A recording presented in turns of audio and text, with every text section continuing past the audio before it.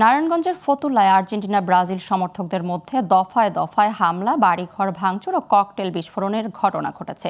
এই ঘটনায় উভয় পক্ষে নারী পুরুষ সহ কমপক্ষে ৮ জন আহত হয়েছে।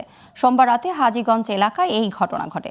স্থানীয়রা জানায়, বিশ্বকাপ ফুটবলে ব্রাজিল পরাজিত হওয়ার পর আর্জেন্টিনা সমর্থক হাবিবের সঙ্গে এক ব্রাজিল সমর্থকের বাকবিতণ্ডা হয়।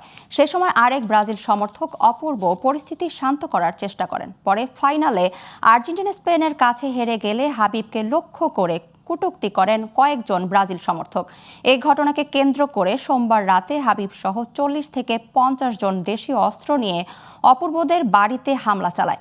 এ সময় উভয় পক্ষে ব্যাপক সংঘর্ষে কয়েকটি ককটেল বিস্ফোরণের শব্দ শোনা যায়।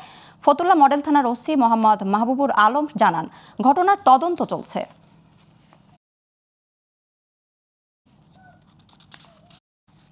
হয়তো প্রিভিয়াস কোনো ঘটনা থাকতে পারে এর পিছনে, তো সেটা আজকে আইসা আচমকা দেখলাম, ঘরের ভিতরে প্রবেশ করে তাদের তালায় কোপ দিয়েছে এবং কেউ জিনিসপত্র ভাঙচুর করেছে। তথাপিও আমরা তদন্ত করলে আরও ব্যাপকতা হয়তো বের হয়ে আসবে।